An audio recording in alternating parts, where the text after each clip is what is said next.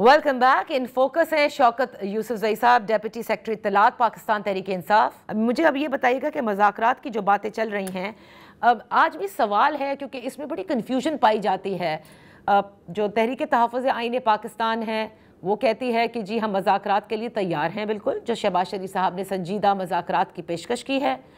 और हमें ये भी पता है कि एतमाद हासिल है राजा अल्लामा नासिर साहब को और महमूद खान अचकज़ई साहब को। तो यहाँ लेकिन शेख वकास साहब का एक और बयान भी आता है जिससे फिर कुछ कन्फ्यूजन होती है कि क्या चाहते हैं, मज़ाकरात हो ना हो। नहीं, शेख अकरम वकास साहब ने जो बात की थी ना, वो इस सेंस में की थी कि पीटीआई डायरेक्टली मुज़ाकरात नहीं कर रही है, क्योंकि खान साहब ने जो है ना इख्तियार दिया हुआ है अचकज़ई साहब को और अल्लामा नासिर अब्बास साहब को, तो मुज़ाकरात वही करेंगे। उनका मतलब ये था, लेकिन वो कुछ ज़ाहिर है कन्फ्यूजन हो गई। साहब लैंग्वेज कुछ और होती है, वो कुछ और हो जाता है। तो उनके जो मकसद था वो ये था कि चूंकि पीटीआई डायरेक्टली मुज़ाकरात में नहीं है और ये दिया है, उनको इख्तियार दिया हुआ है, उसके बाद अगर उनकी मर्जी है, चकधरी साहब अगर ज़रूरत समझे और हमारी लीडरशिप को अपने साथ शामिल करे उस मुज़ाकरात में, तो बिल्कुल। लेकिन उसके लिए हम चाहते हैं कि आप माहौल बेहतर करें। ऐसा ना हो कि एक तरफ आप सजाएं भी सुनाते जाएं और डिस्क्वालीफाई भी करते जाएं लोगों को, और इमरान खान को आइसोलेशन में रखें और उनकी बहनों को या वकीला को मुलाकात की इजाज़त ना दें। अब आप देखें ना कि कितना अजीब सी बात है ना कि वो सज़ा तो हो गई, लेकिन अब वो अगर अपील करना चाहते हैं तो उसके लिए वकीला को जो वकालतनामा है उसमें दस्तखत करने के लिए इजाज़त नहीं दी जाती है।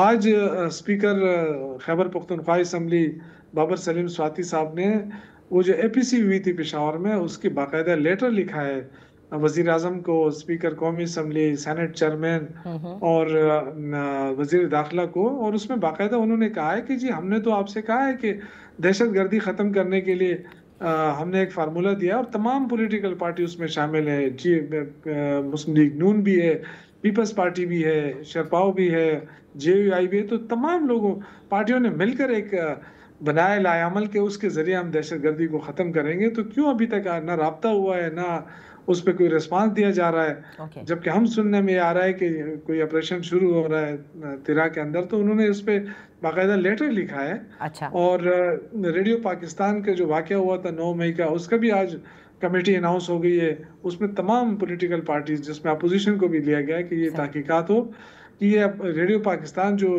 पीटीआई के ऊपर थोपा जा रहा है कि ये वाक़या इन्होंने किया है, बाकायदा उसके लिए कमेटी बन गई है कि ये इन्वेस्टिगेट करे कि ये कैसे हुआ है वाकया और क्यों हुआ है, इसका क्या फायदा, किसको नुकसान और किसको फायदा हुआ है। तो ये तो अच्छी बात है मेरे ख्याल से। हम तो देखें दलाइल होने चाहिए। अच्छा, तो शौकत यूसुफज़ई साहब, एक चीज़, क्योंकि बात मज़ाकरात की हो रही है और वक्त कम है, एंड आई रियली वांटेड, आपने कहा ना इख्तियार दिया है इमरान खान साहब ने महमूद खान अचकज़ई को और राजा नासिर अब्बास साहब को, तो इसका मतलब इमरान खान साहब चाहते हैं कि मज़ाकरात हों? जी डेफिनेटली अगर देखें ना, हल तो सियासी निकलेगा ना। देखिए हम जितना भी वो करें ना, या तो ये है कि इनकलाब होता है मुल्क के अंदर ना, और या पे अगर हम सियासी लोग हैं तो हम तो सियासी बात करेंगे।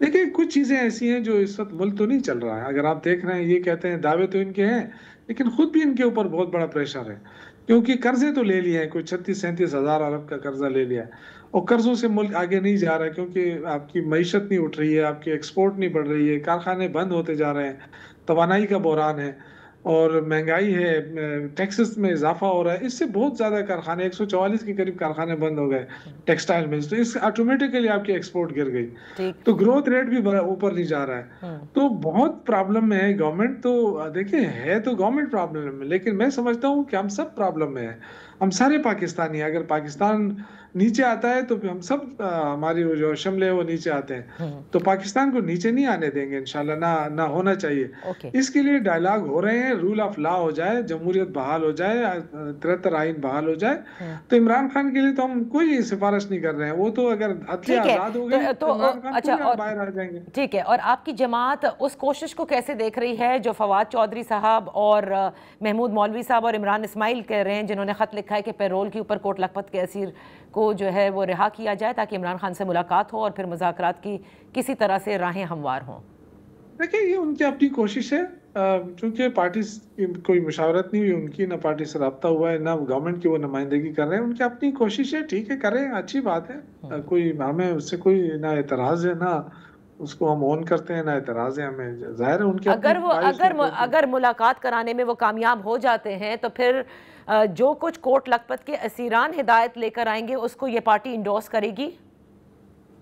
देखिए हमारे लिए काबिल एहतराम है शामिद कुरैशी साहब, एजाज साहब, बाकी जितने भी हैं, ये तो पाकिस्तान पीटीआई के एसेट्स है ना। डेफिनेटली देखिए वो खुद तो कोई फैसला नहीं करेंगे ना, वो जाके इमरान खान से मुलाकात करेंगे ना, तो हम ये तो जितने भी लोग हैं सारे बेगुनाही हैं और उसका खमियाजा मुल्क भुगत रहा है क्योंकि मुल्क चल नहीं रहा है इनसे। बहुत तो बहुत बेहतर तो शुक्रिया। यही है ना कि कोई सियासी मुसालत की तरफ चला जाए। बहुत बहुत शुक्रिया शौकत यूसुफजई साहब for being with us on the show. के साथ प्रोग्राम का वक्त ख़त्म होता है, कल तक के लिए इजाज़त दीजिए।